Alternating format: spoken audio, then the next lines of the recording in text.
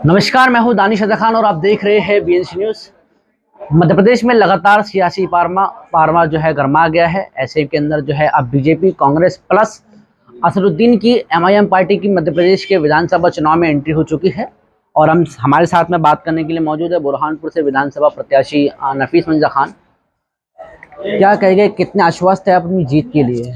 मैं पहले तो आपके चैनल के जरिए मेरे समस्त बुरहानपुर वासियों को, जो मेरे बहुसंख्यक समाज के लोग हैं, उनको दिवाली की बहुत बहुत शुभकामनाएं देता हूं। और आपने जिस हिसाब से मेरे से पूछा है, कल से मेरी जो तबीयत हो गई थी, प्रचार करने में ख़राब हो गई थी, आज मैं उसके अंदर बोल सकता हूं जो मोहब्बत मेरे को गाँव में, शहर में मिली, 100% मुझे उम्मीद है कि मैं चुनाव जीत के आऊँगा।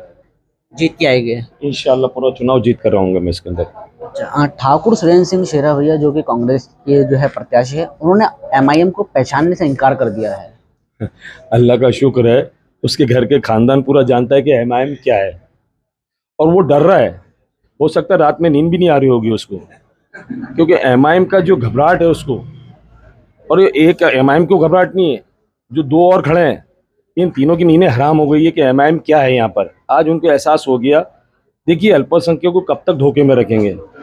ये कौम सिर्फ वोट देने के लिए तो नहीं है, ये वोट अपने हक मांगने के लिए अपने कैंडिडेट को अगर खड़ा करती है तो उसमें क्या गुनाह करती है?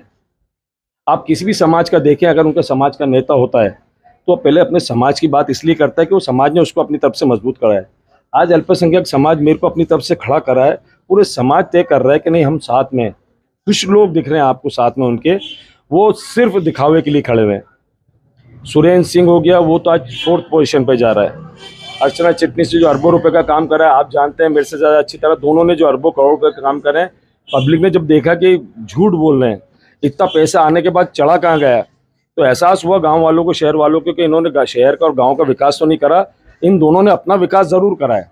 मैं पूछना चाहता हूँ कि इनका इतिहास उठा के देख लें, सुरेंद्र सिंह का 5 साल पहले क्या कंडीशन थी, उसका वो निकाल लें, इसके डिटेल निकाल लें आप, कि 5 साल पहले जो इसने लिख के दिया था कि इसके बाद पेमेंट क्या है क्या नहीं है। और दूसरी जो पूर्व मंत्री हैं, उनका 20 साल का रिकॉर्ड उठा के देख ले कि लोग पहले क्या थे और आज की कंडीशन में क्या है, तो आपको खुद मालूम पड़ जाएगा कि विकास किसका हुआ है। क्या मुद्दे लेके आप जनता के बीच में जा रहे हैं? मुद्दे तो ऐसे हैं कि अस्पताल के अंदर डॉक्टर मौजूद नहीं है, नगर निगम में कर्मचारियों की तनख्वाह नहीं मिल रही है, कई कर्मचारी रिटायर हो गए तो उनकी वजह से वहाँ पर पदे खाली पड़े हैं, जो सीटें खाली वहाँ काम नहीं हो पा रहा है। पेंशन जो बहाली करने का है कर्मचारियों का, जिनकी वजह से आज ये है कि वो बेचारों ने इतने साल मेहनत करी, अपनी ज़िंदगी खपा दी नौकरी के अंदर, उसके बाद पेंशन नहीं मिल रही। तो मेरा पूरा जोर अगर जाते टाइम रहेगा विधानसभा में, तो पेंशन बहाली के लिए मैं जी जान लगा दूंगा इनके लिए। विधानसभा में इनको मालूम पड़ जाएगा कि कोई इनकी तरफ से विधायक लड़ने के लिए गया है। रही बात दूसरी, कि जो आज शहर के अंदर गंदगी दिख रही है, रोड खुदे हुए दिख रहे हैं, पाइपलाइन डली हुई पड़ी हुई, अधूरी पड़ी हुई है, फूट रही है, ये विकास के साथ शहर के अंदर उद्योग स्थापित करने के लिए आज हमारा भारतीय जनता पार्टी का जो निकला हुआ एक सदस्य है, अभी 4 महीने तक पहले तो ये भारतीय जनता पार्टी में थे, 4 महीने के अंदर 150 एकड़ जमीन कहाँ से आ गई? क्यों बेवकूफ़ बना रहे हैं बच्चों को, मासूम बच्चों को? ये इनकी जिंदगी से खेल रहे हैं। इनके माँ बापों ने लाखों रुपए ब्याज से लेकर, बैंक से लेकर इनको पढ़ाया है। इनको पढ़ाने के बाद आज वो नौकरी के लिए बच्चे भटक रहे हैं, उनके माँ बाप ब्याज भी नहीं भर पा रहे हैं और वो बच्चे नौकरी भी नहीं कर पा रहे हैं। आज झूठे आश्वासन दे के कि हम उद्योग स्थापित करेंगे। आज तुमने इसके पहले 1 एकड़ जमीन किसी को दी उद्योग लगाने के लिए? ये झूठे आश्वासन दे रहे हैं।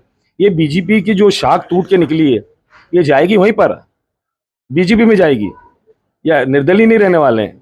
ये हारे जीते कुछ भी, अगले लोकसभा में आप मेरी बात नोट कर लें, आपके चैनल में आगे चल के चलाना, ये सब वापस भारतीय जनता पार्टी में शामिल होंगे।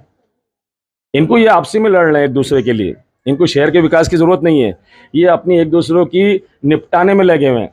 अगर मैं इनसे गुजारिश करूंगा ये निपटाना बंद करके शहर का विकास करेंगे तो लोग इनको पूछने लग जाएंगे। कांग्रेस, जो कि आपकी पूर्व पार्टी है, वो हमेशा एमआईएम पे ऐसा आरोप लगाती है, बी टीम सी टीम की अब तो एंट्री हो चुकी है। और आपने हालांकि इस पर बयान भी दिया था अपना, 1 करोड़ रुपए लेके आप जो है चुनाव के अंदर उतरे थे। देखिए, मैं तो बता दूंगा आपके सामने, अब चुनाव लड़ रहा हूँ। सुरेंद्र सिंह तो गवाह है आपके सामने के समय पहले भारतीय जनता पार्टी की गोद में बैठने वाला कौन था? आज टिकट कांग्रेस का मिल गया, ये भाग के बेंगलोर गया था, करोड़ों रुपए की डील हुई। उसके बाद राज्यसभा के अंदर जो चुनाव हुए, बीजेपी में जाने वाले सिंधिया जी, उनको वोट किसने दिया? सुरेंद्र सिंह ने वोट दिया। कितने करोड़ रुपए लिए? इनसे पूछे तो सही, कौन बिका?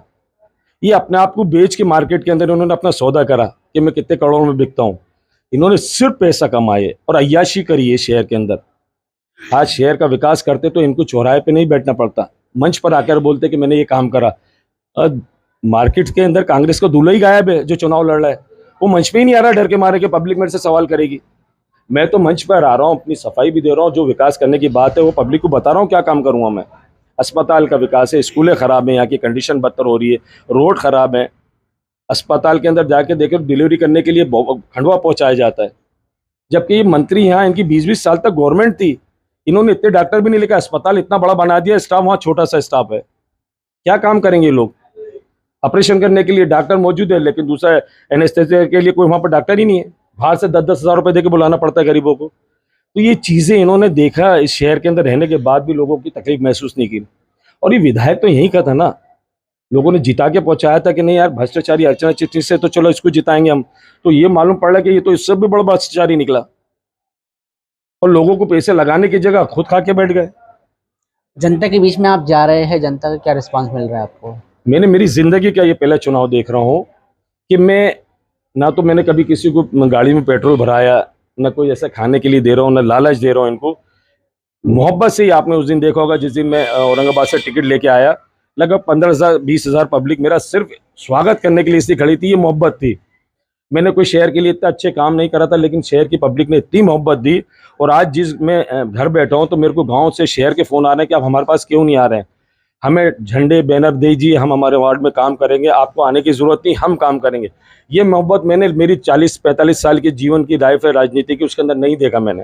क्योंकि हम जब चुनाव कांग्रेस की तरफ लड़ते थे ना, तो लोग झंडे मांगते थे, पैसे मांगते थे ऑफिस खोलने के लिए।